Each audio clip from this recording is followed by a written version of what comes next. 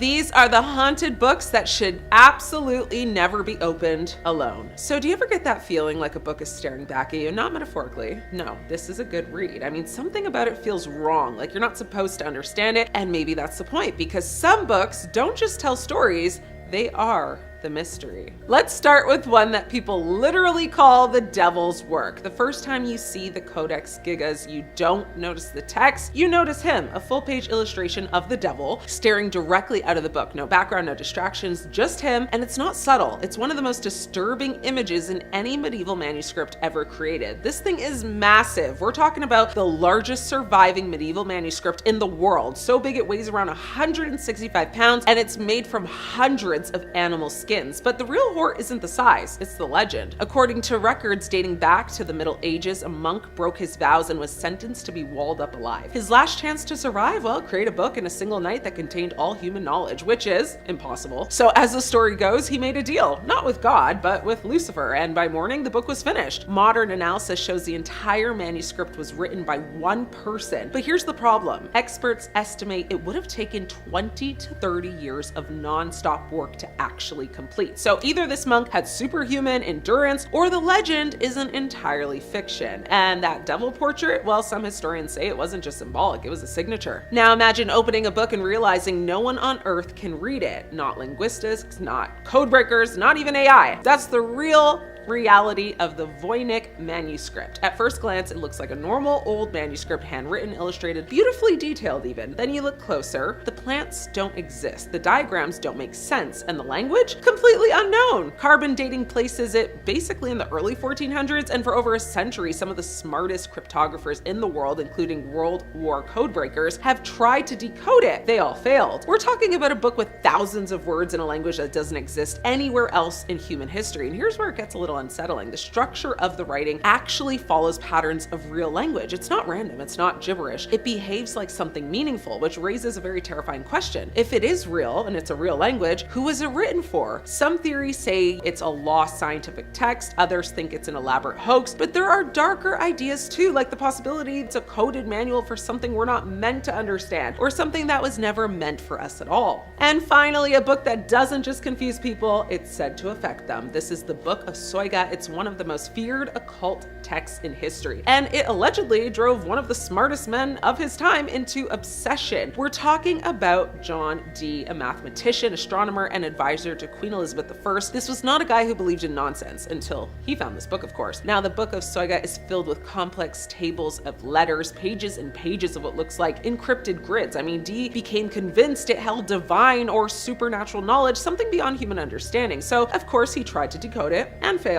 Desperate, he turned to spirit communication, trying to contact angels to unlock the meaning hidden in the book. So yeah, let that sink in for a second. Now, one of the most respected intellectuals of the Renaissance resorted to summoning entities because of a book. Even more disturbing, the book was lost for centuries, completely vanished, and when copies were rediscovered in the late 1990s, I mean, modern cryptographers finally cracked part of the code. What they found? Well, the tables were linked to angelic names and mystical systems that Dee had been trying to access, meaning he wasn't entirely wrong, which begs the question, what exactly was he opening himself up to? Some books entertain you, some books educate you, and then there are books like these, books that refuse to be understood, books tied to deals with the devil. So next time you pick up something to read, just remember not every book is meant to be open, and some should never be open alone. Codex Gigas, the Devil's Bible. The book is so large it shouldn't exist. The legend behind it is even worse. There is a medieval manuscript so massive that one person should not have been able to create it alone. A book so unnerving that for centuries, monks whispered that its author didn't finish it by candlelight. He finished it with help from the devil himself. This is the Codex Gigas, often called the Devil's Bible. Physically, it is horrifying. Nearly 3 feet tall, over a foot wide, weighing more than most suitcases. Hundreds of vellum pages made from animal skin, and every single page appears to have been written in the same hand, with the same ink, with no variation in style. Something medieval scholars say should have taken decades, not years. But the legend claims something very different. According to centuries-old monastery lore, a monk broke his vows and was sentenced to his demise. Desperate to save himself, he promised to create a single book containing all human knowledge, the entire Bible, medical texts, history, spells, and exorcisms in one night. As the story goes, when he realized the task was impossible, he prayed not to God, but to Satan, and then the book was finished. Deep inside the Codex Gigas is what makes people physically uncomfortable when they see it. A full-page illustration of the devil, not symbolic, not abstract, a detailed, grotesque portrait staring directly out at the reader. The devil is shown alone on an otherwise empty page as if he is being honored. Directly opposite that image, a depiction of heaven. Many believe this was intentional, a visual choice forcing readers to confront good and evil as equals. Even more unsettling is what's missing. Scholars have found evidence that several pages were deliberately removed from the manuscript long ago. No one knows what was on them. Theories range from forbidden spells to ritual instructions that were deemed too dangerous to survive. The book's history doesn't get calmer with time. Wherever the codex traveled, disasters seemed to follow. The monastery where it was created collapsed, wars erupted around its locations, plague struck regions shortly after it arrived. Today, the Codex Gigas is kept under strict protection, rarely displayed, and always behind glass. Some books feel heavy because of their size. This one feels heavy because of what people believed helped write it. The Grand Grimoire, Le Dragon Rouge. Most cursed books are feared for what they represent. This one is feared for what it claims you can actually do with it. The Grand Grimoire, also known as Le Dragon Rouge, is one of the most infamous occult texts ever circulated. Unlike symbolic or philosophical grimoires, this book doesn't speak in metaphors. It gives instructions, specifically instructions on how to summon demonic entities and how to make a pact with Lucifer himself. The earliest versions of the Grand Grimoire are believed to have emerged in Europe centuries ago, passed secretly through occult circles. It was never meant to be studied casually. Even amongst practitioners of ritual magic, it was considered volatile. The book outlines elaborate preparations, strict rituals, and explicit warnings. It claims that failure to follow instructions perfectly can result in madness, misfortune, or spiritual consequences that cannot be undone. What made it notorious was not just its content, but its tone. The Grand Grimoire does not ask, it commands. It describes demons as being that can be forced into obedience, but only at a very terrifying cost. Throughout the 18th and 19th centuries, possession of the book alone was enough to draw suspicion from authorities. Copies were seized, destroyed, or hidden, and those who claimed to have attempted its rituals often refused to speak publicly afterwards. Some said their lives unraveled, sudden illness, financial collapse, persistent nightmares, an overwhelming sense that they were just being watched. Whether coincidence, psychological suggestion, or something darker, the reputation stuck. Even modern reprints of the Grand Grimoire often include warnings discouraging readers from attempting anything inside, not because it's fictional, but because belief itself can be dangerous. The Book of Abramelin. This book doesn't threaten you, it breaks you slowly. The Book of Abramelin is one of the most psychologically disturbing magical texts ever written, not because of gore or demons, but because of what it demands from the reader. Written in the Middle Ages and later translated into English centuries later, the book claims to teach the reader how to achieve ultimate spiritual authority by first contacting a holy guardian angel. That sounds harmless, right? Until you read what comes next. The ritual described requires months of isolation, strict abstinences, and intense prayer and absolute mental discipline. No distractions, no failures, no deviation. And after only, completing this exhausting process, does the book instruct the practitioner to summon and confront demonic forces. The book is methodical, cold, and relentless. It reads less like fantasy and more like a test designed to push the human mind to its breaking point. The rituals are not dramatic. They're isolating, draining, slowly destabilizing. The curse of the Book of Abramelin isn't a monster jumping out of the shadows. It's the quiet erosion of the person who believes that they can handle it. The Untitled Grimoires. Not all cursed books are ancient. Some are modern and intentional. In the 1960s, an occult practitioner named Persephone Aristia Ariane created 2 handwritten grimoires. They were never meant for mass publication. They were deeply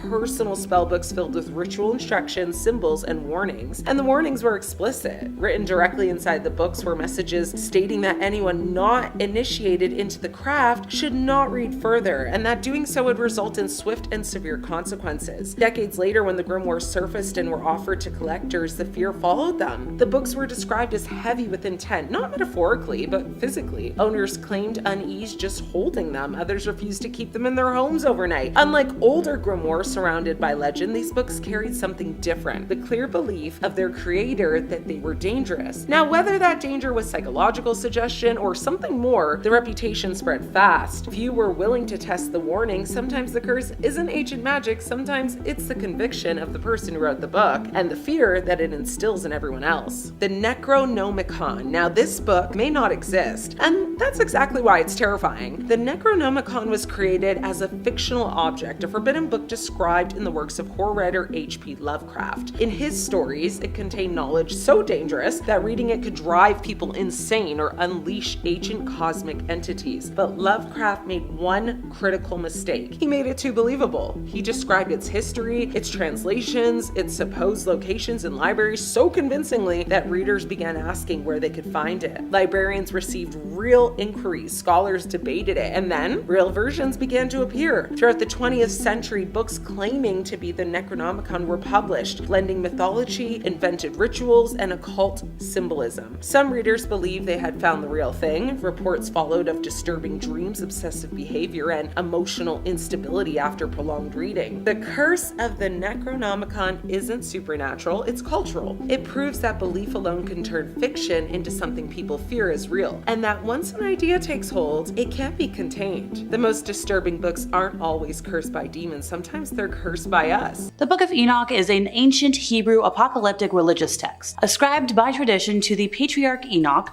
who is the father of Methuselah and the great-grandfather of Noah.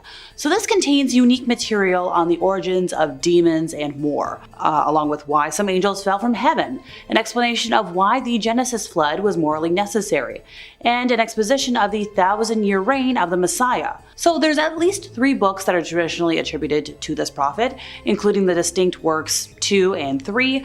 None of those are considered to be canonical scripture by most Jewish or Christian church bodies. Ergo, why a lot of folks want this kind of banned and out of the way.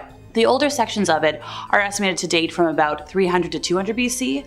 The latest part is about like 100 BC. A lot of scholars believe this was originally written in probably Hebrew, since these were the languages first used for Jewish texts.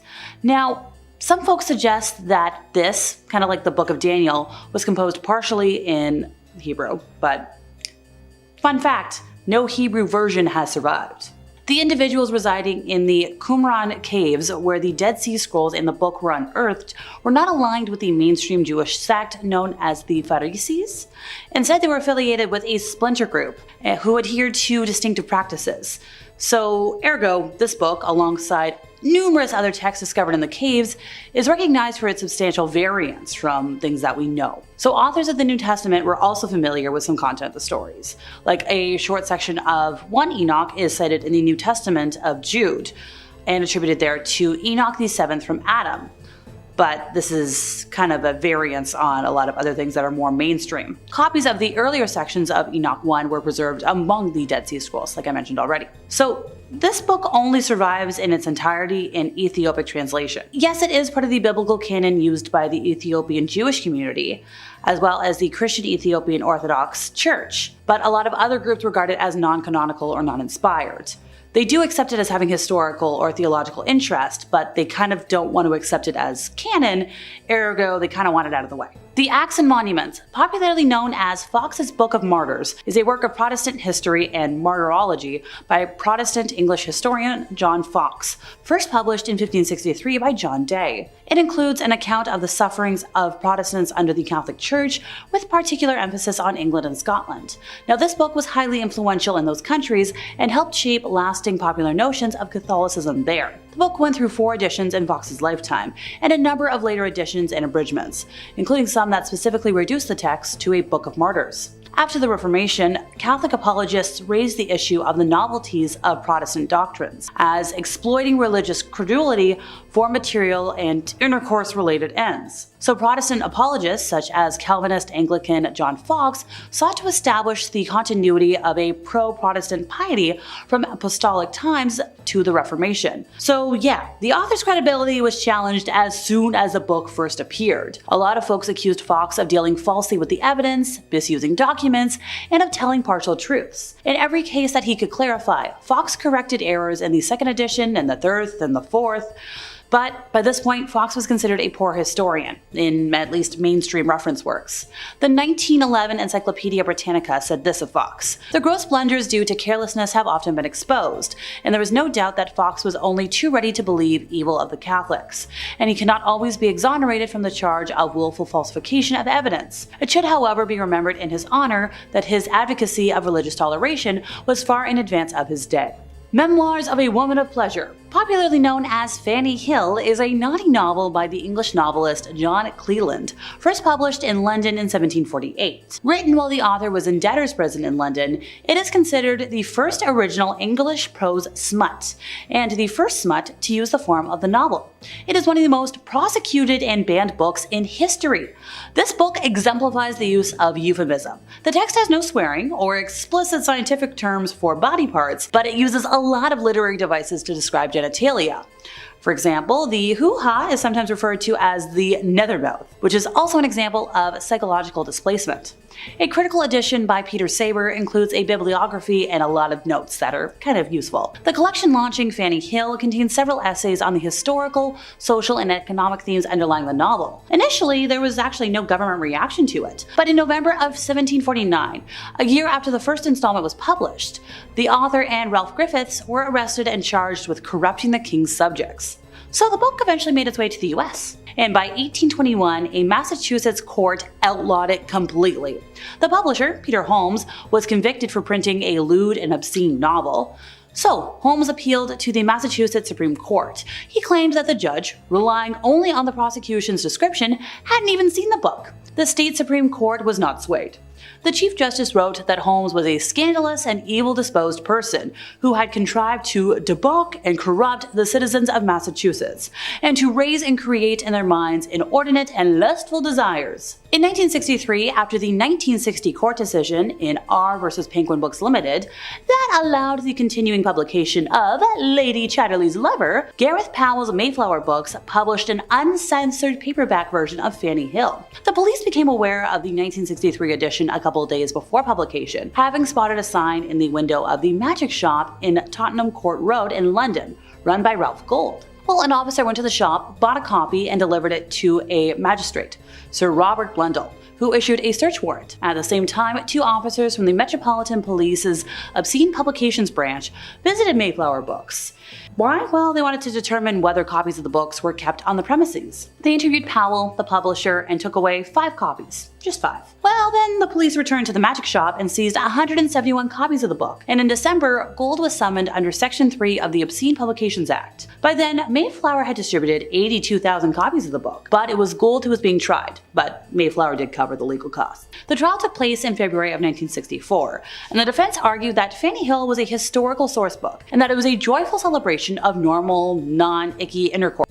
You know, it was body rather than sinful. Well, the prosecution countered by stressing one atypical scene involving flagellation, and they won. Written in Bastille during the French Revolution, The 120 Days of Sodom is a heck of a book. So the author was actually interrupted when the prison was stormed by insurgents and never finished the story. But it remains amongst the most notorious works of literature throughout history, featuring a lot of depraved stuff, red fluid-soaked naughty group parties, torment and under the age of consent, batty icky things, and a lot more that I can't say because the internet's a fun place. Described as very naughty, its plot revolves around the activities of 4 wealthy libertine men seeking out the ultimate way of gratifying themselves through group parties, sealing themselves away in an inaccessible castle in the heart of the Black Forest in Germany with 4 madams and a harem of 36 victims. The madams relate stories of their most memorable clients, whose crimes and punishments inspire the libertines to likewise and increasingly harm their victims to their eventual deaths. Now, this novel was actually never completed. Its first chapter was written according to Sade's written plan, but the subsequent chapters are in the form of rough drafts and notes, often consisting of graphic descriptions of the novel's scenes. So this book was first published in Germany in 1904 and then banned across Europe for much of the 20th century. In 1975, film adaptation was also banned in several countries. South Korea has banned the book twice this century, and now it can only be sold there if you're like 19 or up. And finally for today, Mein Kampf is a book that should really only exist in a museum, so that we don't turn into a case of those who ignore history are doomed to repeat it. This is an autobiography of Germany's infamous, actually Austrian-born dictator. Its title means My Struggle, because, yeah, okie dokie, dude. It's been described as like, yay, everybody give this man, a big round of applause for his perseverance, his sheer determination, because hard work makes dreams come true. The book, released in 2 volumes, is in reality the evil dictator's case for all the bad things he did. He outlines exactly how he came to be, well, who he was, before putting forth his views and describing his vision for the future of Germany. Interestingly enough, Germany actually held the copyright over it until 2016, and until then, printing and distributing this book was banned. But now that it's in the public domain, well, the ban's been lifted. There was actually a new edition released a little while back, but still, when you think about who wrote it, I'm not saying it should be completely erased from history, but maybe it should just be kept in a museum. 5. The Book of the Sacred Magic of Abramelin the Mage. The Book of Abramelin, or more formally, the Book of the Sacred Magic of Abramelin the Mage, is an old Jewish magic text that is thought to date back at some point in the 14th or 15th century. Now, it wasn't the initial publication of this book that gave it its notoriety. Instead, it was when it was 19th and 20th century magicians who were in the Hermetic Order of the Golden Dawn, which is a British secret society dedicated to the practice, research, and upholding of old occult magic ways. But hush hush, you didn't hear that from me. One of the founders of the Golden Dawn, S.L.M. Mathers, created the first ever English translation of the book in the 1890s, drawing from a previously established 17th century French translation. Now, Mathers' translation quickly became the definite magic text of the 19th century, eventually helping inspire Aleister Crowley to inspire his system of magic, the legendary occultist and fixture of one of the best Ozzy Osbourne songs ever. That solo still goes, man. Now, there's all kinds of spells and magic inside this text. Some real highlights include spells on how to conjure somebody and turn them into a donkey, how to summon a monkey to do your bidding, that sounds great, and how to bring forth spirits to fetch you goods. The big key point in this text, however, is an epic, multi-month spanning ritual that, if performed correctly, will allow the sorcerer to commune with their own guardian angel. The book theorizes that everyone has a guardian angel and that they are another part of their essence, a spiritual other half of yourself. The ritual involves, I don't know how to say this politely. You have to, they say you have to get blissfully intimate with your other half. Once the honeymoon period is over, the caster then has to summon up and conquer unredeemed spirits of the infernal regions of hell to conquer them. And then they'll be able to master the spirit domain. That sounds like a lot of irredeemed spirits. I hope my angel might help out a little bit with that. This all sounds very complicated, so all things considered, maybe it's for the best that this one's locked away. Seems like heavy reading, not before bedtime. And if you're looking for more true tales of terror, fake frightening fribs, cursed relics, ancient evils, aliens, cryptids, conspiracies, ghouls, goblins, and pretty much everything spooky you can think of, Top 5 Scary is the place to be. Stay subscribed, but way more importantly, stay scared. Okay, let's keep going. Whole lot more video to get through. Number 4. Book of Soiga. The Book of Soiga, also known by a more complicated name, the Alderia Siva Soiga Vocor, is an occult text that hails back from the 15th century. I'm pretty sure just saying that name out loud in front of the camera, I probably caused a curse on the office, so I'm sorry about that. This text would have been lost to time, just another forgotten cursed manuscript, if it weren't for the obsessive efforts of John Dee, a 16th century polymath who had his hands in just about every field of study. Polymath is a fancy word for a guy who studies just about everything, and Dee practiced chemistry, physics, astronomy, and also the occult. You know, there's always more to learn, right? Mr. Dee was particularly interested in contacting angels to learn the secrets of the universe. And this book contains a litany of recipes for magic spells and all sorts of writings on demonology and astrology, but most importantly, and what caught Mr. Dee's attention, is that the book is said to include the names and genealogies of all of heaven's angels. Dee believed that the book contained an ancient divine message written in a language spoken to by Adam, the true unspoiled word of God. That's a pretty big statement. Now, much like the Voynich manuscript, which I'll mention a little later in the video, so put a pin in that for now, it had 36 cryptic tables that remained undeciphered for centuries. Dee attempted at one point to crack the code with the help of a mystic who convinced Dee that he could channel the angels for him. Dee allegedly was so desperate to unlock the contents of this book that when his mystic told him it was part of the ritual that he be allowed a night with John Dee's wife, he agreed. That's the oldest trick in the book, man. The old "I'll let you talk to angels if I can go out with your wife" gamble. Ugh. Can't believe you fell for it. Dee's wife would end up birthing a son, Theodore Dee, the fatherhood of which was disputed, to say the least. John Dee was never able to crack the code in his lifetime and decipher the Book of Soyga, and perhaps for the best, as it was said he was warned that man was never meant to uncover those secrets, and that knowledge would end his life. The book is now said to reside in the British Library, although digital copies are available. Read it at your own risk, and if somebody says they can translate it for you, just make sure you really read everything on the fine print in the contract before you sign that, okay? Just looking out for you. Number 3, the Grand Grimoire. That is so fun to say.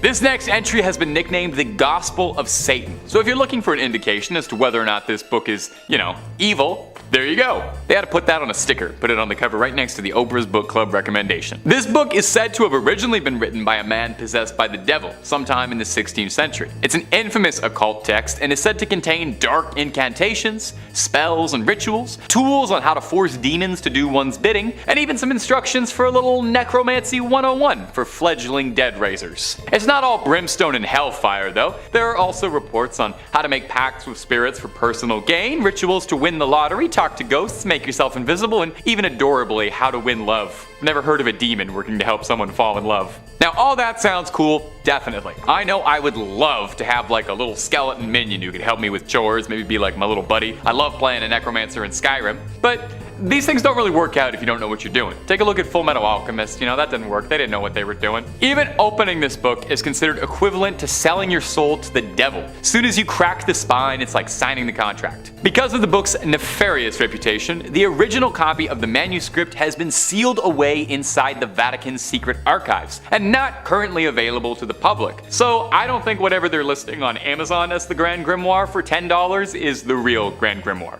Number 2, the Voynich Manuscript. The Voynich Manuscript has got to be one of my favorite stories of a mysterious manuscript ever. I guess that's why I put it at number 2. Unlike a lot of entries on this list, it's actually very easy to come across a digital copy of the Voynich Manuscript. It's available to read online. The only trouble is reading it honestly probably won't do you a lick of good, since it's written in a language no one has ever heard of and there's no record of it ever having existed. Yale University has the entire thing up and available online if you're feeling confident enough that you can take a crack at it and feel like banging your head against a brick wall for a few hours. The book is a handwritten, hand-illustrated codex of 240 pages of pure mystery, featuring gorgeous illustrations and typography, and what the book is about is your guess is as good as mine, honestly. Carbon dating suggests that it stems from the 15th century, and analysis of the style of the text and illustrations within suggests that it could have been penned during the Italian Renaissance. But just about every single aspect of this thing is shrouded in mystery. We don't even know what it's truthfully called. The Voynich manuscript is the name it was given after the initial owner, Wilfrid Voynich, purchased it in 1912 and brought it to public attention for the first time. Sorry, not the first owner, I'm sure several other people owned it before him. As such, the language inside the book is occasionally referred to as Voynichese. Now some pages are missing, lost to time completely, and the pages we do have are just a puzzle. Some are foldable sheets of various sizes, some pages have wondrously drawn diagrams or illustrations showing things like plants, some fictional, some real, and astrological symbols, drawings of people. Over the years, there have been several efforts to try and decode and document the book and figure out just what it is. A prevailing theory, admittedly a boring one, is that it's a guide to botany written in a mysterious script, a forgotten language, an uncrackable code, an incredibly convoluted hoax. Of course, with any good mystery, there are some wild theories. Some say the Voynich manuscript could be written from an extraterrestrial gifted to humanity, or written in demonic script perhaps, or that biblical language that we were mentioning in the book Soygas a few points ago. Like I said, it's available online, so I leave this up to you. If you manage to crack it, let us know down below in the comments. We're all clamoring for it. And number 1, the Codex Gigas. When it comes to cursed and demonic books,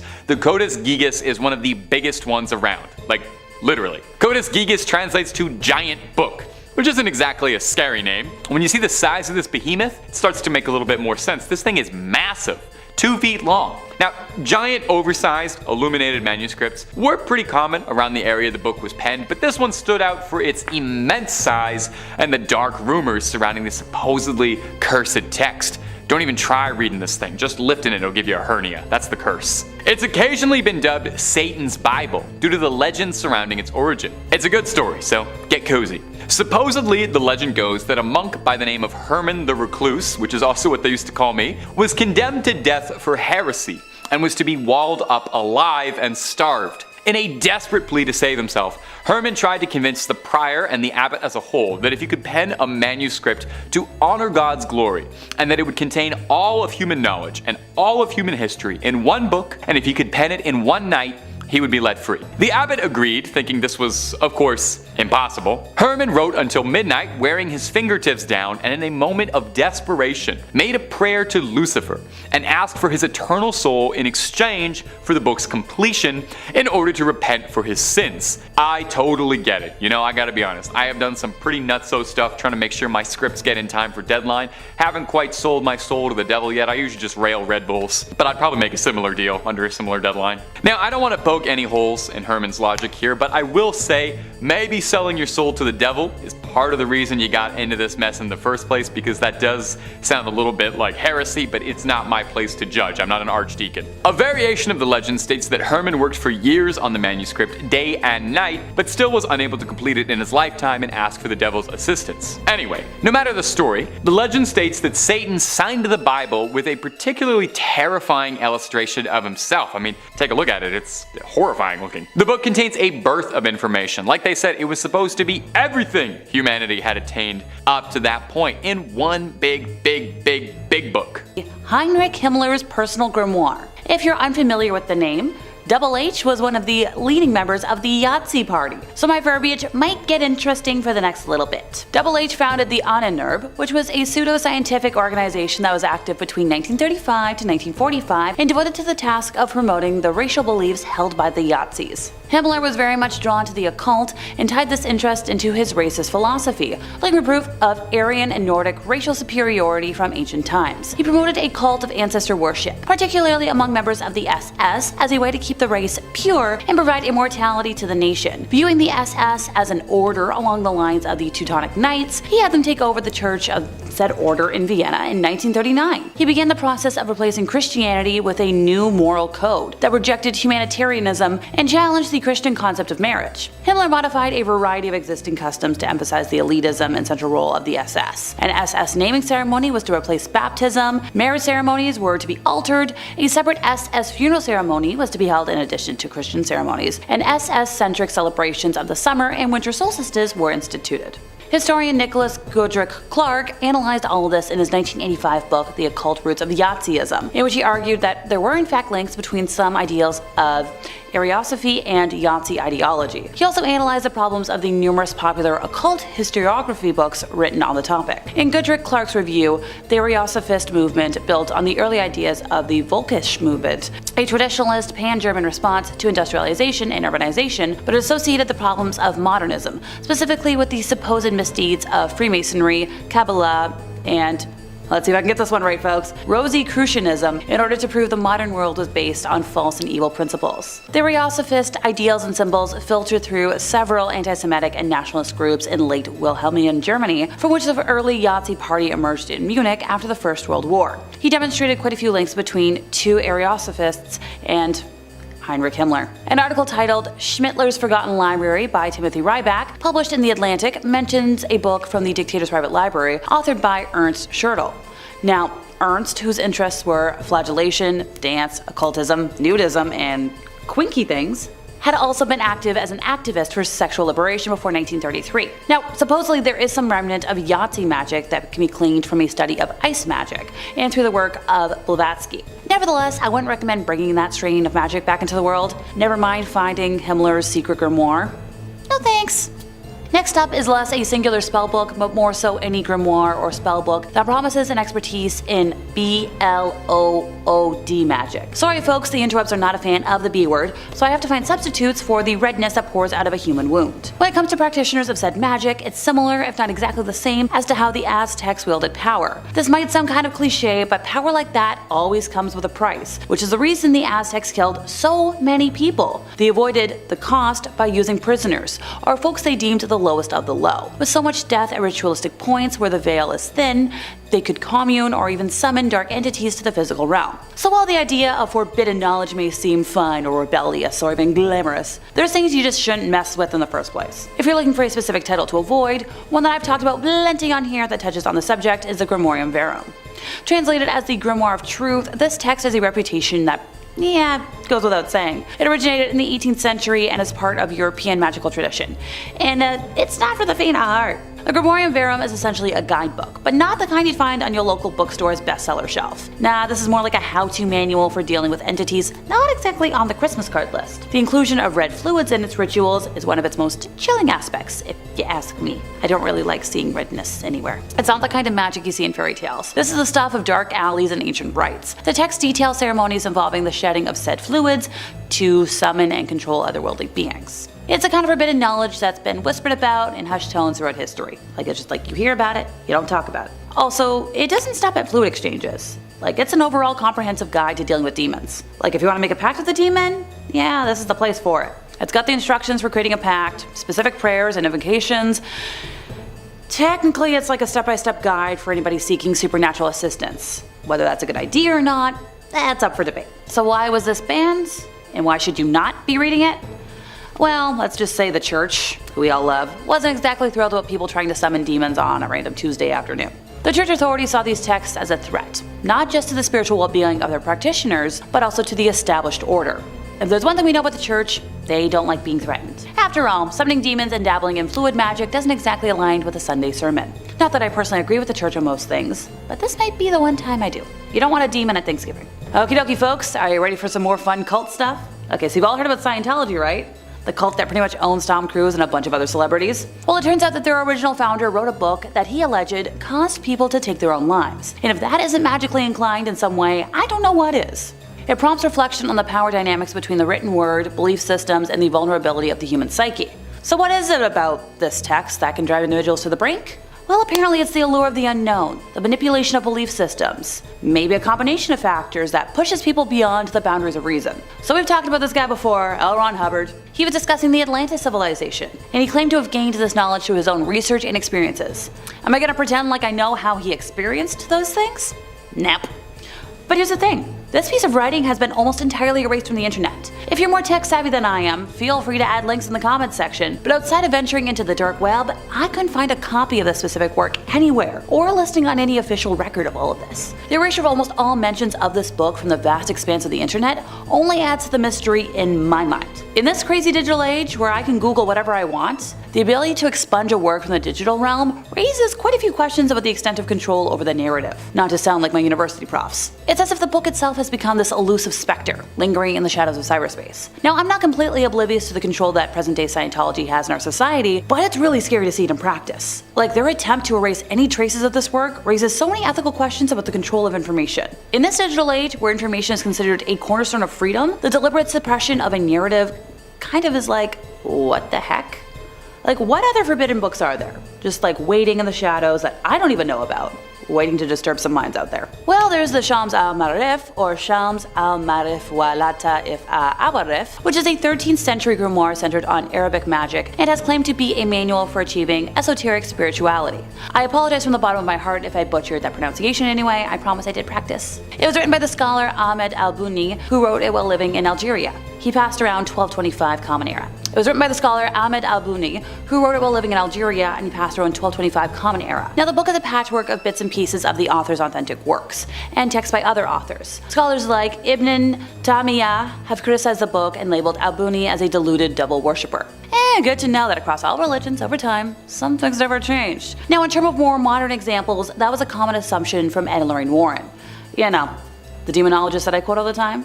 Look, I believe half of what they investigated was real, the other half was them making a living, which at the end of the day, I have to give some respect to. Well, minus viewing alternative lifestyles outside of Christianity as a sin. Okay, pardon me. Sorry, I get a little sidetracked. In contemporary form, the book consists of 2 volumes, the Shams al-Ma'arif al-Kubra and the Shams al-Ma'arif al-Sukra, with the former being the larger of the 2. The first few chapters introduce the reader to magic squares, and the combination of numbers and the alphabet that are believed to bring magical effect, which the author claims is the only way to communicate with jinn, angels, and spirits. The table of contents that were introduced in the later printed editions of the work contain a list of unnumbered chapters, which stretched to a number of 40 by the way. However, prior to the printing press and various other standardizations, there were 3 independent volumes that circulated, each one differing in length. While being popular, it also carries a notorious reputation for being suppressed and banned for much of Islamic history, ergo how it found its way to our list today.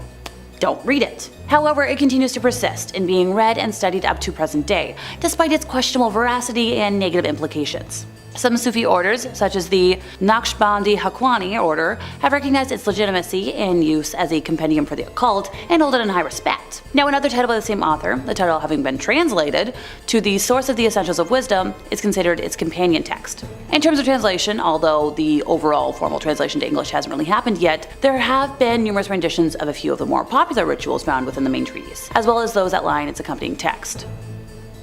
So, don't bother, don't go near it. Okay folks, I think I'm gonna end today with the Munich Manual of Demonic Magic. The MMDM, or Liber Incantationum Exorcium et Fascinatorium Varium. Let me try that again.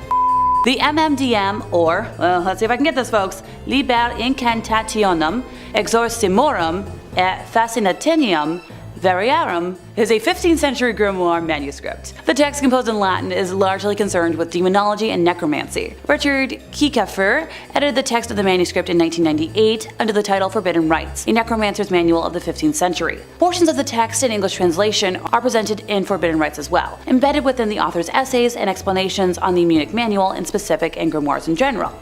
The Russian translation of this Latin grimoire was published in 2019, while the first English translation only came out last year. Now, there is only one known surviving manuscript of the original Munich Manual, which is almost complete except for the first 2 folios that describe the beginning of the first ritual. The rest of the grimoire contains complete instructions for the invocation of demons such as, let's see, Satan, Lilith, Asaroth, and Samael, as well as the supposed attainment of favors and supernatural powers from them. Some of the spells allow for obtaining the love of a woman, achieving invisibility, acquiring wealth and treasures, or gaining knowledge. The text is accompanied by over 40 illustrations of magic circles and symbols to be used in said rituals.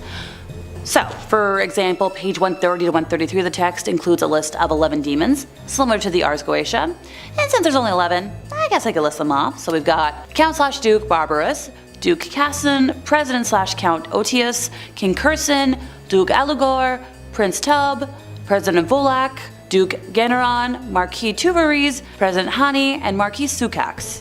I promise I did my best. Most of the text is in Latin, which is not a language I speak, with the exception of 2 appended materials in German and Italian. So let's see, we got messing with demons and manipulation of others to your will?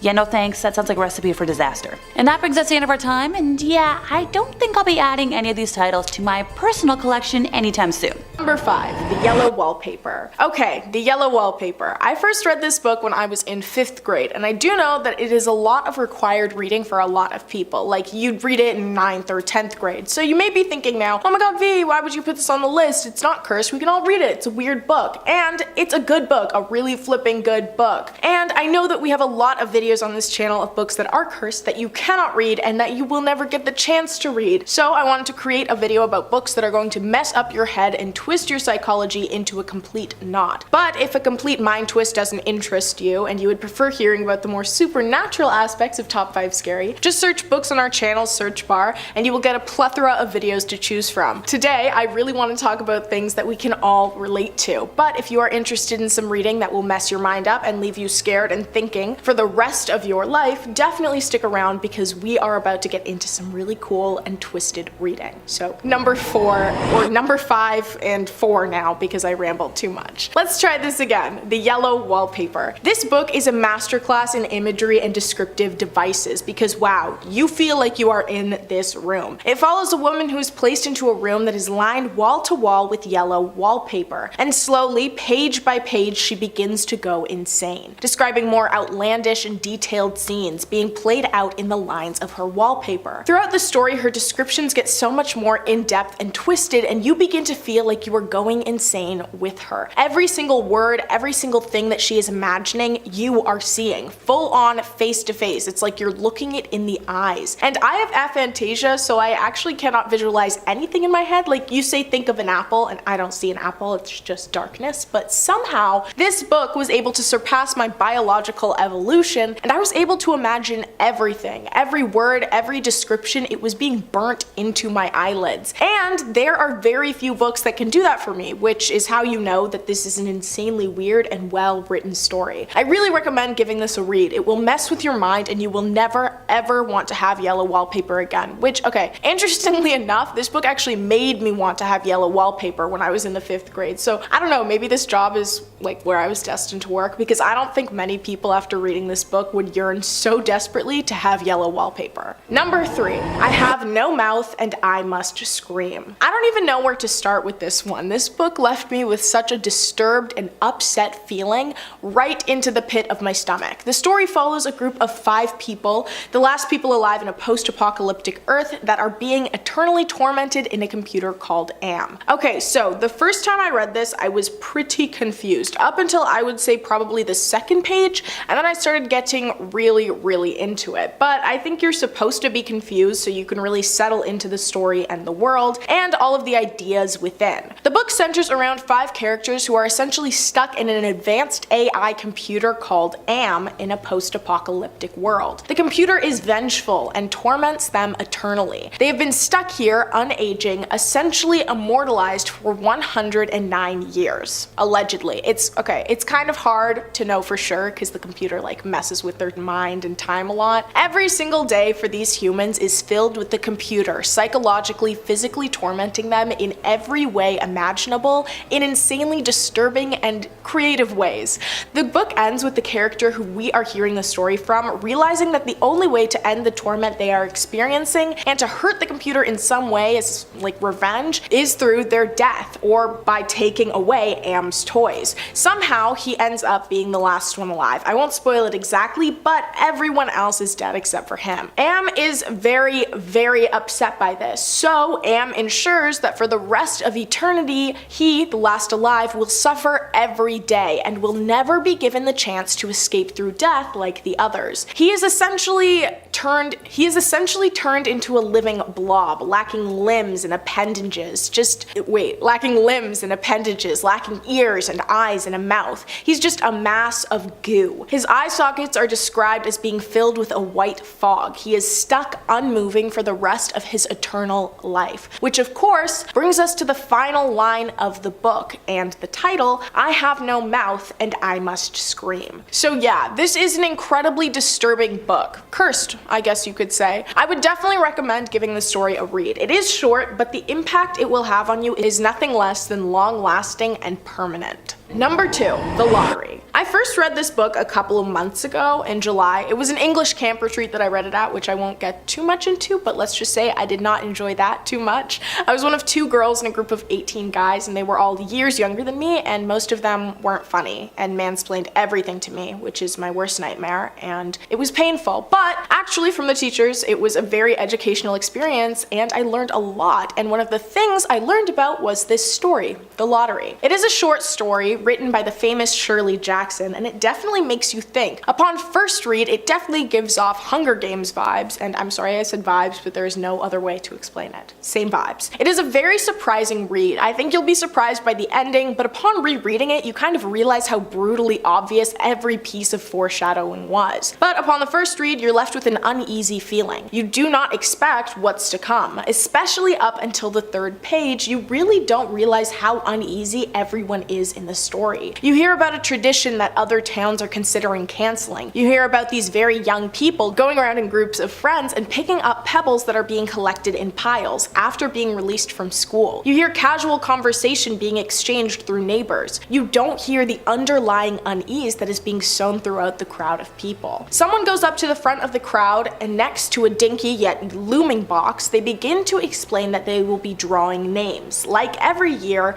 in this town's annual lottery. The reader thinks, oh, a game, a lottery, a winner. This is exciting, this is cool, this is great, but you do not expect the ending. And for me, it was kind of a whoa moment where I had to take a step back and reevaluate where the book had shifted to. It's a great book filled with eerie imagery and explanations, and another that will absolutely stay burned into your mind. Number 1, The Landlady. This book is by one of my all-time favorite authors, Roald Dahl. Responsible for creating some of the most famous stories of all time like Matilda, The Witches, James and the Giant Peach, The BFG, Lamb to the Slaughter, and so many more, it's no surprising that he would be capable of creating a truly disturbing short story, very worthy of being on this list. So the landlady follows a boy named Billy who is starting a new job in a new town. He looks for a place to stay the night when all of a sudden he sees a beautifully charming and warm house advertising itself as a bed and breakfast. It is run by a friendly but odd lady, and only 2 guests had previously stayed there in the past 3 years. We know there have only been 2 guests thanks to a guest book that the old woman makes every single guest who stays there sign, which she tells Billy,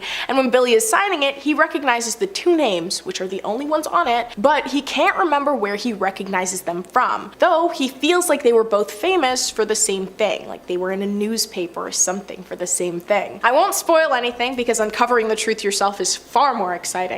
Throughout the book, you feel an uneasy sense of dread, discomfort, and frustration as the naive main character innocently believes everything he is being told and does not seem to comprehend the idea that he could be in danger. It is an extremely captivating book, and I find the descriptions to be very lively. The dialogue is eerie and sets the tone of the story masterfully. This book leaves you with a sinking feeling like no other. If you are looking for a read that will stay in your mind every time you check into a small B&B, which, you know, it's not very common anymore, this is definitely the book for you. First up, the Devil's Bible, also known as the Codex Gigas. Our first stop takes us to the 13th century, to the Codex Gigas, also known as the Devil's Bible. Now, this massive manuscript, measuring 92 centimeters tall and 50 centimeters wide, contains a collection of texts, including the Old and New Testaments, as well as various apocryphal works. Now, according to legend, the scribe who created the Codex Gigas made a pact with the devil to complete the manuscript in a single night. As the story goes, the scribe succeeded, but at a terrible cost. His soul was forever bound to the book. The Codex Gigas is a compilation of various texts, including the Old and New Testaments, the work of Flavius Josephus, the work of Isidore of Sellville, medical texts, including the works of Galen, and a collection of spells. Now, incantations, also magical formulas. According to legend, the Codex was created by a monk named Herman the Recluse, who was said to have made a pact with the devil in order to complete the manuscript in one single night. Like I mentioned a minute ago, the story goes that Herman was unable to complete it on his own, so he called upon the devil for assistance. The devil agreed to help Herman, but at the cost of his soul. The Codex is currently housed at the National Library of Sweden in Stockholm, where it is considered one of the library's most valuable and famous holdings. The manuscript is in relatively good condition, considering its age, and is still bound in its original leather cover. The Codex Gigas had a significant influence on Western culture, particularly in the realm of literature and art. Now, the manuscript's depiction of the devil has been,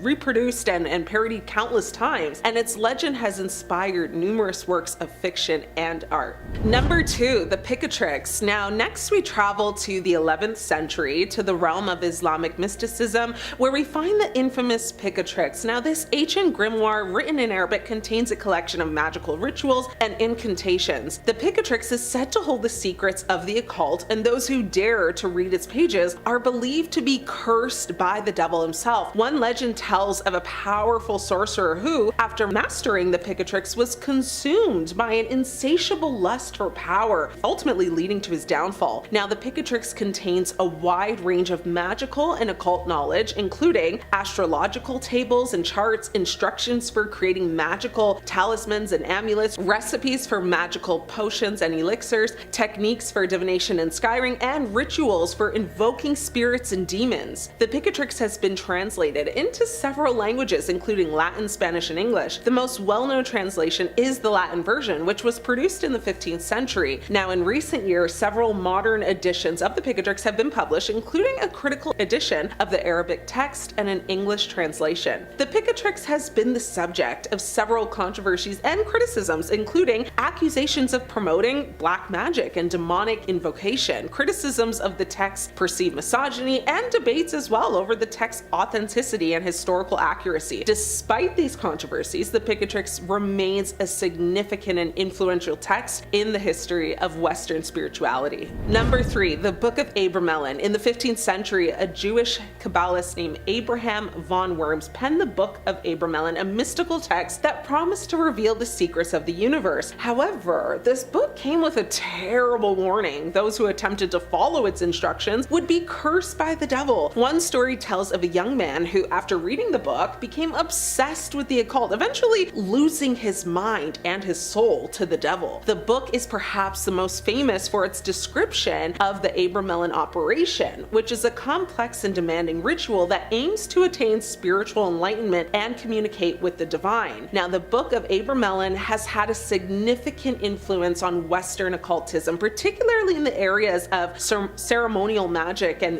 thuggery. Now, the text has been studied and used by numerous occultists and magicians, including Aleister Crowley, who considered it one of the most important magical texts of all time. Number 4, the Goetia. The Goetia, also known as the Lesser Key of Solomon, is a 17th century grimoire that contains a collection of demonic seals and incantations. This book is said to hold the power to summon and control demons, but at a very terrible cost. According to legend, those who dare to use the Goetia will be cursed by the devil and forced to endure a lifetime of torment and suffering. One story tells of a young woman who, after using the Goetia to summon a demon, was driven mad by the entity's constant whispers in her ear. You know, the Goetia lists 72 demons, each with their own unique powers and attributes. Some of the better known demons are Asmodeus, the demon of lust and desire, Beelzebub, I'm pronouncing that right, the demon of flies and disease, Azazel, the demon of sacrifice and scapegoating, and Belial, the demon of deceit and corruption. The Goetia has been accused of promoting black magic and demonic invocation, but despite these claims, it does remain a very significant and influential text in the history of Western occultism.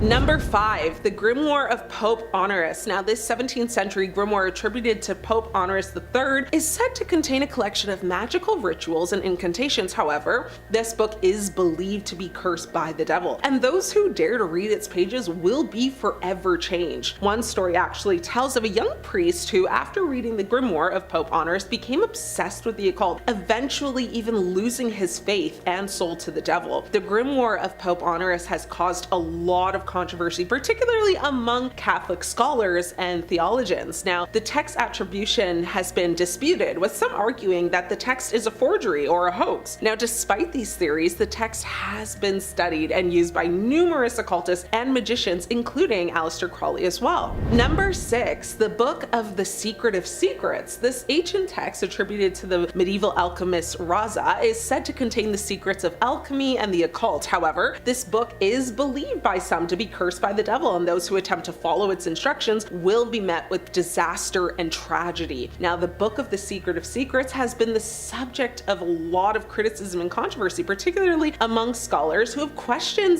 the authenticity and historical accuracy. Some have even argued that the text is a forgery or just actually a compilation of earlier sources. Number 7, the Key of Solomon. This ancient grimoire attributed to King Solomon is said to contain a collection of magical seals and incantations. However, this book is believed to be cursed by the devil, and those who use its power will be met with terrible consequences. There are two main versions of the Key of Solomon. One, the Clavicula Salomonis, or the Key of Solomon, which is the most well-known and widely used version, and 2, the Lemegeton, or the Lesser Key of Solomon, which is a shorter and more concise version. In recent years, the Key of Solomon has been reinterpreted and recontextualized by modern scholars, and some have seen the text as just a source of inspiration for chaos magic and other forms of modern occultism. Number 8, the Book of Lies. This ancient text, attributed to the medieval occultist Aleister Crowley, is said to contain a collection of mystical and magical teachings. However, this book is believed to be cursed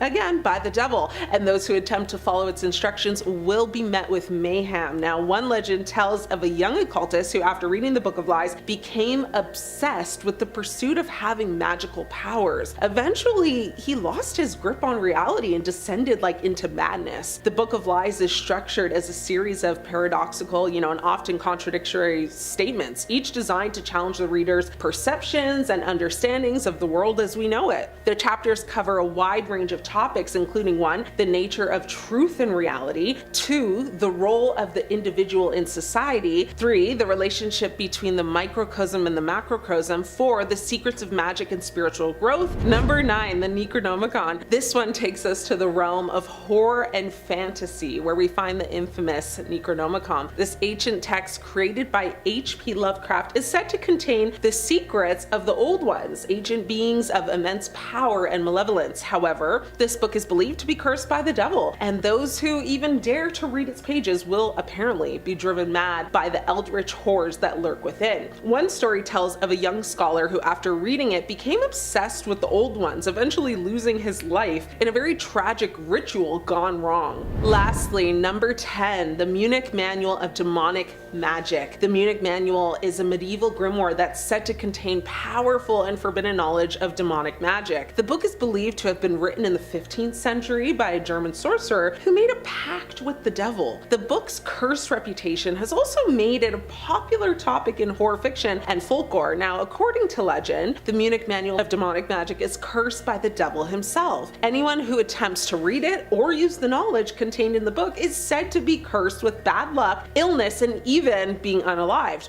Whether or not you believe in the supernatural, these stories serve as a reminder of the power of knowledge and the dangers of delving too deep into the mysteries of the unknown. Thanks so much for watching. I'm your host Ashley, and until next time, stay scared. I have a question for you. Do you want to start sleeping with the lights on? If so, I got you. The most horrifying found footage that will leave you shaking while I take fear factor to a whole new level. First up, we have the infamous Dybbuk box. You might have heard of this story before, but for those who haven't, let me fill you in. As the story goes, a Dybbuk box appeared in 2003 when antique store owner Kevin Manis bought a vintage wine box from a 103-year-old Holocaust survivor on eBay. After a strange string of unexplained hauntings, reoccurring nightmares, bruises, and smells of ammonia, the box found its way back onto eBay and landed in the hands of a man named Jason Haxton. Now, he too felt the wrath of the box and ended up burying it somewhere in Missouri, but not before pulling it out of the ground to appear on the television show Ghost Adventures. Haxton had paid $280 for the box, and when opened, contained a goblet, 2 locks of hair tied with string, pennies from the 1920s, a dried rosebud, a cast iron candlestick holder, and a granite statue engraved with Hebrew letters. If cursing power were based solely on a book's size, the Codex Gigas, otherwise known as the Devil's Bible, would probably be the most dangerous book ever written. Weighing in at a whopping 165 pounds and measuring about 3 feet in height, the roughly 800-year-old tome is thought to be the world's largest surviving medieval manuscript. Codex Gigas literally means a giant book. It doesn't get any more simple than that, folks. The manuscript's exact origins have been lost to time, but historians believe it was written at some point between 1204 and 1230 in the Kingdom of Bohemia, part of what would become the Czech Republic. According to the National Library of Sweden, the book was owned by at least 3 different monasteries before Emperor Rudolf II added it to his private collection, which would also soon include the Voynich manuscript in 1594. Now, I won't necessarily be talking about that manuscript today, but it's an approximately 600-year-old mystery that continues to stump scholars, cryptographers, physicists, and computer scientists. That one is a roughly only 240-page medieval codex written in an indecipherable language, brimming with bizarre drawings of esoteric plants, nude women, and astrological symbols. It defies classification, much less comprehension, so not cursed, but still a good mystery. Sorry, I know. Sidetracked again, ADHD's fun. Back to the Codex we go. In 1648, it was claimed by the Swedish army during the 30 Years' War and taken to Stockholm, and has been housed in Sweden's National Library since 1768. While many illuminated texts were produced by teams of scribes, scholars believe the Codex Gigas is the work of a single copyist. Written entirely in Latin, the book contains both the Old and New Testaments, along with Czech and Jewish history texts, an encyclopedia with information on geometry, legal matters, and entertainment, among other topics, medical stuff, hundreds of obituaries, several several magic spells, and a calendar. Just a good catch-all anthology if you ask me. You got a little bit of everything. The book's sinister reputation stems from a full-color portrait of the devil contained in its pages, and a legend about how the image got there. So if we're gonna consult the folklore, the book is the work of a monk. Possibly, let's see if I get this right, Hermanus Heremitus, or Herman the Recluse, who had broken his vows and been sentenced to be walled up alive in the monastery. He had struck a deal to save himself. If, over the course of a single night, he could write a book containing all the world's knowledge, his life would be spared. When he realized the task was impossible because no SHIT Sherlock, the monk sold his soul to the devil, who helped him finish the book and signed it with the now infamous portrait. Other versions of the story say the monk added the illustration as a gesture of gratitude for Satan's assistance, but nevertheless, the portrait is there, and boy oh boy is it off-putting to look at. There are several tales of misfortune attached to the codex, but the curse seems to be fairly benign when you consider the book was apparently also co-written by Beelzebub. One legend dating back to at least 1858 maintains that a guard was institutionalized after being accidentally locked in Sweden's National Library overnight, and he was supposedly found under a table the next morning, claiming to have seen the codex join a procession of books as they danced through the air. Yeah, not a book I plan on visiting anytime soon. Written in the early 1600s by Martin de Leon Cardenas, The Orphan Story is a novel about a young Spaniard who heads to the Americas in search of fortune. While it may sound like a normal adventure story, and an outlier amongst the magical books I'm about to talk about today, a major darkness lurks within its pages that led to the novel not being published until 2018. The first draft was a 328-page manuscript that was slightly yellowed, a little bit worn, a little bit aged, missing a couple of pages, which, you know, on the surface sounds pretty tame, but you've got to assume otherwise if I'm making a point of it. It is handwritten in a decorative style reflective of the Golden or Imperial Age. I'm not super sure. The New Age print takes on a more modern bound look, featuring artwork from the original manuscript on the front, yet a rather plain book front past that. Belinda Peliassos, a Peruvian scholar who edited the book for 2 years, says that she was warned by multiple people about this manuscript. It was first set to appear in 1621 under the pen name of Andres de Leon, but never made it to the press due to the presidential atmosphere at the time in Sicily. And if you know, you know. The manuscript then sat in the Hispanic Society of America until 1965 when Belinda rediscovered it. She learned about the many attempts to publish the story, giving rise to rumors that malevolent energy lurked among the pages, causing the people who worked on it to pass. And in an interview, she commented on the reported deaths, saying one was from a strange disease, another in a car accident, and something else for the other. Belinda had also heard from other professors she was working with to publish the book, one who specialized in colonial letters from the Andean regions in Mexico, who was named Raquel Chang Rodriguez. Raquel's letters describe how Antonio Rodriguez Manino and William C. Bryant both died before finishing their editions of the book, and that's why the manuscript is believed to be cursed or bewitched. They told her that the book was cursed, and the reason it had taken them so long to publish that was, well, if you work on it, you're gonna die. In some sort of weird, mysterious way. Did the powers that be not want the ancient script out in the world? Note to self, don't go within 10 feet of the book. Not worth it. Here's an obvious inclusion into our list today, the Necronomicon. Look, I should get brownie points somewhere for holding out for a year before talking about this gem. Inspired by an H.P. Lovecraft story, this book was published in the 70s by an anonymous author, only identified by the pen name Simon, believed to actually be Peter Lavenda, but can't prove that. The first editions, of which I'm not kidding, only 666 copies were released, were bound in leather, but later on it would be published in paperback, becoming an immediate bestseller. In this version's prologue, Simon claims that this is no fictional book, but a translation of a Greek manuscript containing the Necronomicon. The introduction to the book, which is about 80 pages of the 263, is the only part that Simon claims to have written. It relates how Simon and his associates were introduced to a Greek translation of the Necronomicon, I love saying that word, by a mysterious monk. Simon claims that after experimenting with the text, they verified that the work is a genuine collection of magical rituals that predates most known religions, and warns that anyone attempting to use this might unleash dangerous forces. In addition to an introduction, the book uses a frame story titled The Testimony of the Mad Arab. The testimony is in 2 parts,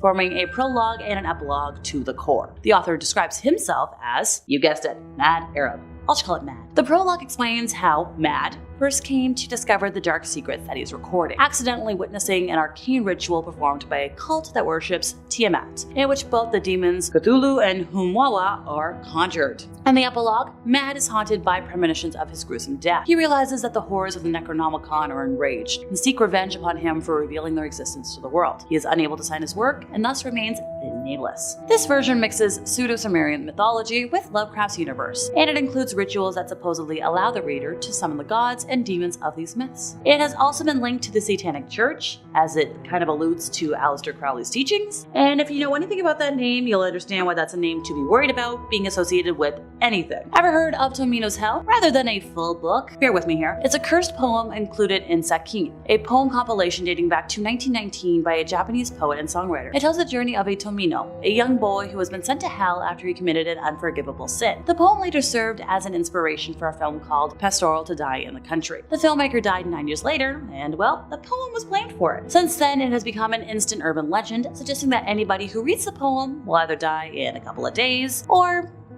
be haunted by Tomino's spirit. 6 one way, half a dozen the other, right? And finally for today, the Book of Soiga is an occult text that dates back to at least the 1500s. We only know about it because it was once owned by John Dee, a famous 16th century polymath whose fields of study and expertise included mathematics, physics, chemistry, and astronomy. Dee was also an occultist who was particularly interested in communicating with angels. This book must have been irresistible to him. Besides magical spells and writings about demonology and astrology, the text includes the names and genealogies of angels. Look, it's a nice change from the usual books of demons I hear about. Let me have this one. According to Benjamin Woolley's Dee biography, The Queen's Conjurer, Dee believed the book contained an ancient, even divine message written in the language originally spoken to Adam. In other words, the true unspoiled word of God. I know a lot of people who would love to see that. It also includes 36 cryptic tables that remained undeciphered for centuries. Dee attempted to crack their code with the help of Edward Kelly, a crystal gazer who convinced Dee he could channel the voices of angels. Kelly sometimes spelled his name by K-E-L-L-Y instead of being K-E-L-L-E-Y, or went by Edward Talbot. Having aliases was probably helpful to the supposed medium, who had reportedly been convicted of counterfeiting and might have had his ears cut off as punishment. According to Sky History, Dee was so eager to talk to angels that when Kelly told him the angels wanted the two men to swap wives for an evening as payment for celestial communication, Dee was like, heck yes. 9 months later, Theodore was born. Yeah, that's something you don't hear about every day. Using Kelly as a go-between, Dee dialed up the Archangel Uriel and asked him if the Book of Soiga was a real deal. Uriel, speaking through Kelly, assured him that it was, but told him that only the Archangel Michael was authorized to translate the tables, but he wasn't available, busy schedule or something. This exchange might be the source of the Book of Soiga's reputation as a cursed book, or as it is sometimes known, the book that kills. At one point, Dee mentioned to Uriel that he'd been told he'd die within 2.5 years if he ever read the encoded text. Uriel assured Dee that he'd live for more than 100 years. Dee died in 1608 at the age of 81. The book changed hands a couple of times before vanishing from historical record. Fast forward 300 years, summer of 1994, Deborah Harkness had just finished her doctoral dissertation and was browsing through the catalog at Oxford's Bodleian Library when she found a reference to the text in question. She had the book brought up and soon found herself staring at the holy grail of Dee's scholarship. The experience inspired her first novel, The Discovery of Witches, which kicked off a best-selling trilogy and has since been adapted for television, which, love to see it. In 1998, mathematician Jim Reeds cracked the code of its mysterious tables. Reeds discovered a pattern involving the frequency and position of certain letters in relation to the other letters, or in his words, a letter is obtained by counting a certain number of letters after the letter immediately above it in the table. Make of that what you will. Reeds came up with a set of mathematical formulae that allowed him to decipher the tables, each of which turned out to be based on a 6-letter code word. But we still don't know the meaning of those code words,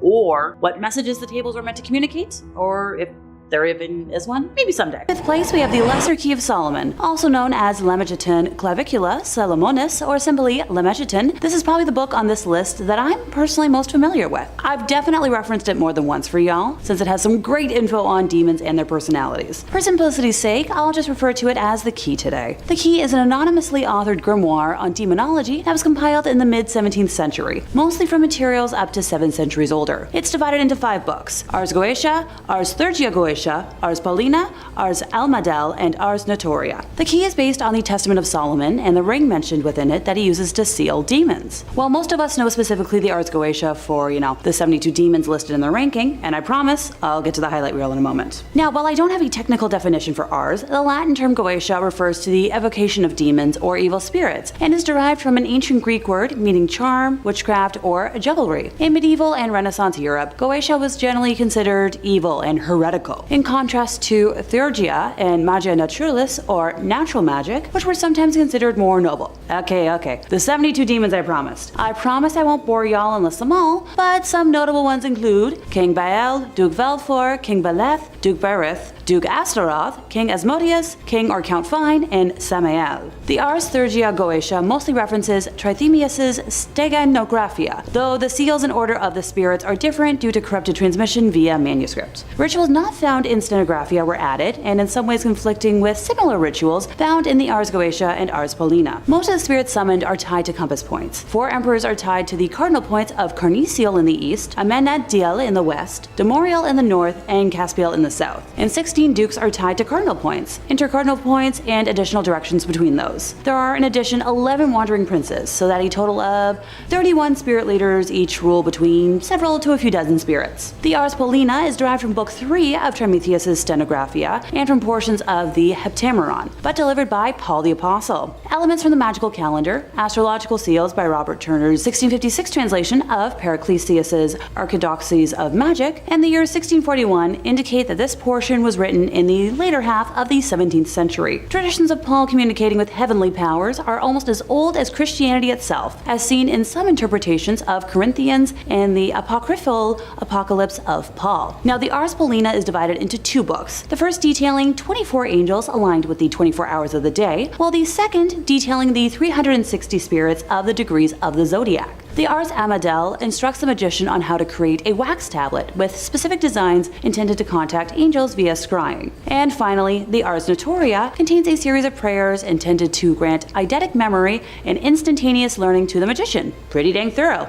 In 4th place, we have the Grand Grimoire. It's a black magic grimoire, and for reference, a grimoire is a textbook of magic that typically, includes instructions on how to create magical objects like talismans and amulets, how to perform magical spells, charms, and divination, and how to summon or invoke supernatural entities such as angels, spirits, deities, and demons. In many cases, the books themselves are believed to be imbued with magical powers, although in many cultures, other sacred texts that are not grimoires, such as the Bible, have been believed to have supernatural properties intrinsically. Now, the only contents found in a grimoire would be information on spells, rituals, the preparation of magical tools, and lists of ingredients, and their magical correspondences. In this manner, while all books on magic could be thought of as grimoires, not all magical books should be thought of as grimoires. Different editions date the specific one to 1521, 1522, or 1421, but it was probably written during the early 19th century. Some experts suggest that 1702 is when the first edition may have been created, and a Bibliothèque Bleue version, similar to a chapter book, of the text may have been published in 1750. Now, the introductory chapter was authored by Antonia Venetiana del Rabina, who gathered his information from the original writings of King Solomon. Much of the material of this grimoire derives from the Key of Solomon and the Lesser Key of Solomon, which, our grimoire is attributed to King Solomon. Also known as Le Dragon Rouge, or the Red Dragon, this book contains instructions on how to summon Lucifer, or Lucifege Rofocal, for the purpose of forming a deal with the devil. The 19th century French occultist Eliphas Lévy, author of Dogmes et Rituels de la Haute Magie, claimed the contemporary edition of Le Dragon Rouge was a counterfeit of a true older Grand Grimoire. Gosh, I love petty historical spats. Now, the overall work is divided into 2 books. The first book contains instructions for summoning a demon and for the construction of tools with which to force the demon to do one's bidding. The second book is divided further into 2 more parts, the Sanctum Regnum and Secrets de l'Art Magique du Grand Grimoire. The Sanctum Regnum contains instructions for making a pact with the demon, allowing one to command the spirit without the tools required by Book 1, but at greater risk. Secrets contains simple spells and rituals one can employ after having performed the ritual of the first book. Some editions contain a short text between these 2 parts, known as Le Secret Magique ou Le Grand Art de pouvoir parler aux morts, or in English, the magic secret or the grand art of being able to speak with the dead, which deals with necromancy. The book describes several demons as well as the rituals to summon them in order to make a pact with them. It also details several spells for winning a lottery, talking to spirits, being loved by a girl, making oneself invisible, and more. This book mentions the 3 greater demons, which are similarly prioritized in the Grimorium Verum. Sidebar: in the English translation of the work, the demons are referred to by the more generic term of spirits, which is a term I know some modern Satanists tend to prefer. The demons that are mentioned are the Emperor Lucifer, Prince Beelzebub, and Grand Duke Astaroth. Now, this work also makes mention of 6 lesser demons, and of course I'll mention them all. Lucifege Rofocal, Prime Minister; Satan Nachia, Commander-in-Chief; Agliarept, Commandant; Fleurity, Lieutenant General; Sargatanas, Brigadier Major; Nebulos, Marshal, and Inspector General. In 3rd place, we have the Complete Book of Demonolatry, written by S. Connolly. It boasts telling the reader how to discover powerful rites, magic, and practices that honor Satan and the demons. Now, this text, used by the traditional demonolatry priesthood to train members of their covens, is part workbook, part textbook, and part reference book. It includes thorough chapters on demonology, history, demonic holy days, offerings, prayers, sigils, religious rites, and an introduction to demonology magic. Okay, this might be the first book I'm actually tempted to buy for myself, if only just to learn more about like demonology history from someone that isn't Ed Warren for once. I love the Warrens and their work, but at the same time, it would be kind of neat to learn from a lens that isn't, as biased in Catholicism. Let's see what else it advertises. Learn how and why the ends, demonology sigils, ascension, and many other demonology methods have become standard practice among many theistic Satanists. It claims to guide students from pre-initiate to adept. It even delves into the depths of demonology, sex magic, necromancy, scarlet elixir rites, and red fluid sacrifice. See, that entire last phrase I can do without. Let me know what y'all think in the comments. Should I bother investing in it or not? In second place, we have the Grimorium Verum. The Grimorium Verum, which is Latin for true grimoire, is an 18th century grimoire attributed to one Alabak the Egyptian of Memphis, who wrote it in 1517. Like many grimoires, it claims a tradition originating with King Solomon. The grimoire is not a translation of an earlier work, with its original appearing in French or Italian in the mid-18th century, as noted already by A.E. Waite, who discussed the work in his book of ceremonial magic in 1911, stating that the date specified in the title of Grimorium Verum is undeniably fraudulent, since the work belongs to the middle of the 18th century and Memphis is Rome. Alrighty. One version of the grimoire was included as the Clavicles of King Solomon, Book 3, in one of the French manuscripts S. L. MacGregor Mathers incorporated in his version of the Key of Solomon, but it was omitted from the key with his explanation. That apparently at the end there are some short extracts from the Grimorium Verum with the seals of evil spirits, which, as they do not belong to the Key of Solomon proper, I have not given. For the evident classification of the key is in 2 books and no more. I just love feuds. Andrew Shaw also published some of it in The Secret Lore of Magic, the Book of Sorcerers in 1957. Alrighty, time to break down all 4 books. So book 1 is described as concerning the character of demons, particularly the superior spirits of Lucifer, Beelzebub, Astaroth, while also including the many inferior spirits below them and their invoking sigils. Who wants to hear about what all the lesser spirits can do? Klonek has the power to bring money to those who make a pact with him. Musisin has power over important people and politicians. Frymost has power over women. Kleppoth can help you experience all sorts of dreams and visions. Kill can manifest dramatic situations and changes. Mersild has dominion over long and short distance travel. Clisthard can create confusion or enlightenment, depending on what you need. Serchade can make you see all sorts of natural and supernatural creatures. Hickpath can make a person think of you, no matter how far or distant they may be. Humans can bring you any book you desire. Seagal will cause all sorts of prodigies to appear. Brucissier can teach you the art of necromancy. Guland causes all illnesses. Sergat can create every kind of opportunity for advancement. Moriel can help you move about unseen. Fruitimier prepares all kinds of feasts for you. Huigi Tigras, I tried, causes sleep in the case of some and insomnia in others.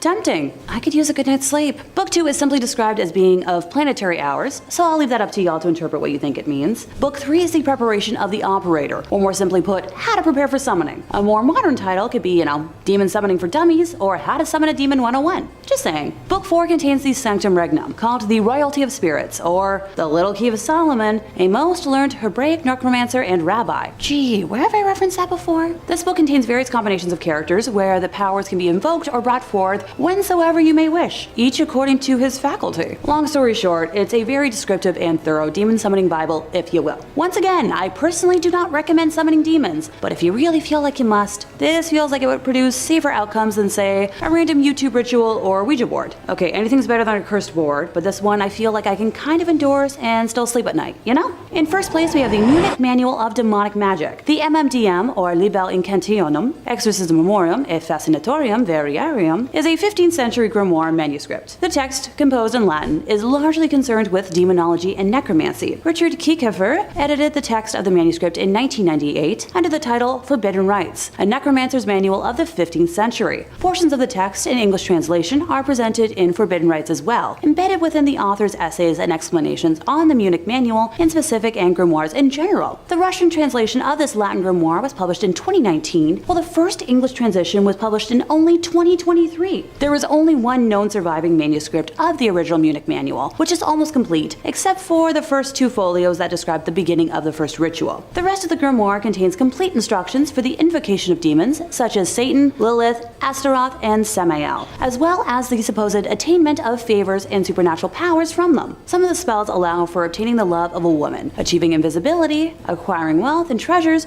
or gaining knowledge. The text is accompanied by over 40 illustrations of magic circles and symbols to be used in the ritual. Pages 130 to 133 of the text include a list of 11 demons, similar to the one from the Ars Goetia. Since there are only 11, I suppose I could list them all off. Count/Duke Barbarous, Duke Cassin, President/Count Odious, King Curson, Duke Alugor, Prince Teob, President Fulak, Duke Ganeron, Marquis Tuvaris, and President Hani. Oh, and Marquis Sucax. I promise I did my best with pronunciations. Most of the text is in Latin, with the exception of 2 appended materials in German and Italian. Makes sense to me. Anyone feel like learning a dead language? And that brings us to the end of our time, and I'm still debating ordering a copy of the complete book of Demonolatry, if only for reference, not for summoning. None of the others though. I don't really feel like having magic books around my cursed dolls would be a good idea.